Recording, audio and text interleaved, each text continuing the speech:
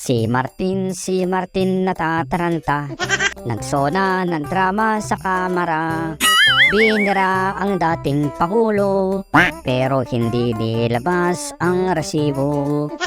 Iisa lang naman ang sigaw ng mga Pilipino.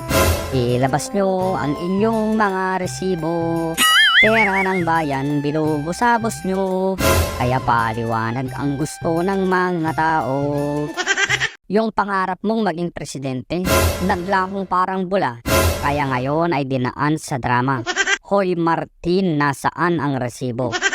Yung iisa lang ang tumira sa inyo, nagkawindang-windang na kayo. Dating Pangulong Rodrigo Duterte, iisang tao. Pero mahigit 300 kayo. Tapos sasabihin ng mga bataan mo, irrelevant na ang dating Pangulo? Ano to? Bakit panic mode na kayo? Pinagkaisahan nyo si VP Sara, pero tignan mo naman ang karma. Hindi nyo napabagsak ng bongga, mas lalong nanginit ang suporta. Suportang kahit anong banat nyo, hindi matitinag kahit pader pa ang iharang nyo. Hoy, tumaas daw ang kanyang rating. Si VP Sara daw bumaba. Yan ang laging sinasabi niya. Inuulit na naman niya sa sunasunahan niya.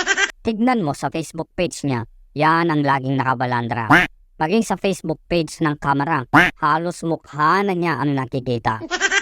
Ito tanong ko lang ha, bakit ang tahimik ni PBBM? Bakit hindi nagsasalita tungkol sa pagtanggal sa confidential fund ni VP Sara?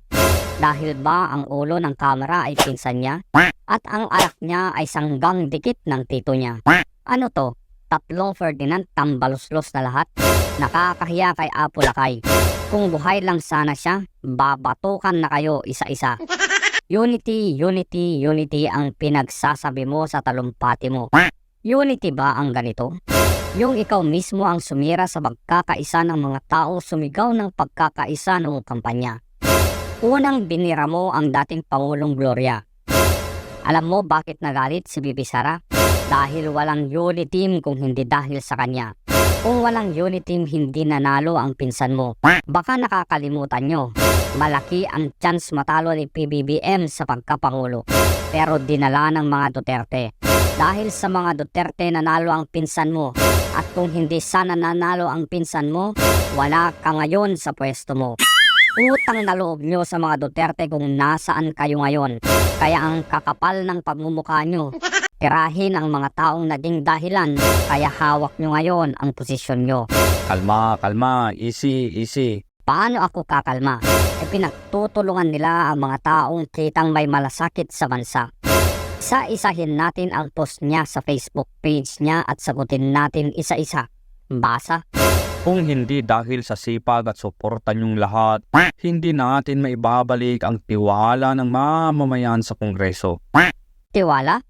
Bakit kapag pagmumukha mo ang nakikita, ang laging sigaw ng mga nakakaraming Pilipino ay resibo? Ang taas na pagkilala ng publiko sa inyong speaker at sa ating kapulungan ay bunga ng ating pagkakaisa at sama-samang pagkilos. Oo, totoo. Pagkakaisa niyong pinagkampi-kampihan si VP Sara. Kung totoong unity ka, hindi mo sana hinayaang babuyin siya sa kamera. Halata masyado, hinayaan mo dahil sa pangarap mo. Ito rin ay pagkilala na tama ang ating ginagawa sa institusyong ito. Mahirap man gawin ang ilang desisyon na ating hinaharap, napatunayan natin na nasa tamang panig tayo ng kasaysayan.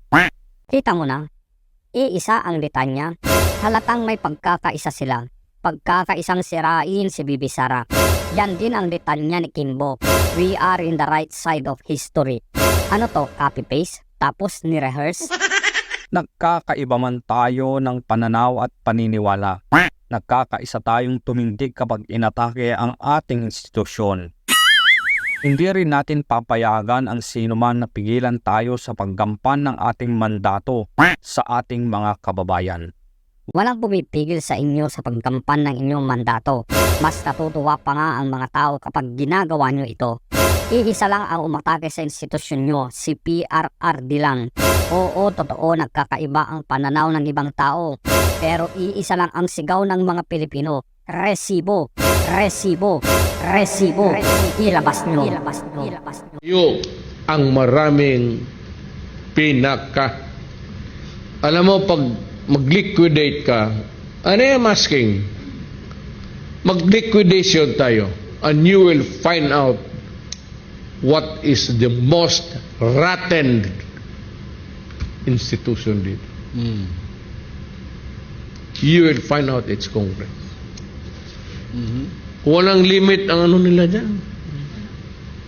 Yung pork barrel, pati yan si Romualdez. He's wallowing alam mo kasi, ayaw ko kung bakit, ano niya si Inday. Si Inday naman is perceived to be a good candidate. But I'm saying now that Inday, as far as I'm concerned, should not run for president. Tama na yung vice president. Maganda na yan. Ibigay na niya sa iba. This Romualdez, speaker, yan ang sige bigay ng mga congressman, pinabusog nila lahat. Pero sabi ko, mag-audit tayo. Because the speaker is poised to be or to run for president. Well and good. Gusto ko ikaw ang mapresidente. Kasi noon kaibigan kita, wala pa yan si Marcos, nakakampanya pa. May parang sinasabi ka na gusto mo. Sabi ko, okay. I was not thinking of my daughter. Perceive lang yan siya to be a good candidate. Pero tuluyan ko na, ikaw na, Romualdez. Pero maghigi ako ng audit. Ngayon, kung hindi ibigay sa atin yan, I will ask everybody, from the farmer to the businessman, to the church people, to every Filipino, to every soldier and policeman, that we all demand that we open the liquidation. Lahat para malaman rin namin kung paano ninyo winaldas ang pera namin. Yung pera namin hindi man sa inyo. Just because you are the keeper of the na kayo ang mag-distribute, okay yan. Pero tignan ko yung how much have you spent so far. And I will demand the COA. Because if the COA will not do it, then I am asking the Filipino, everybody, every soldier, every policeman, every farmer, to demand para malaman natin once and for all kung sino ang nagwawaldas ng pera sa Pilipinas.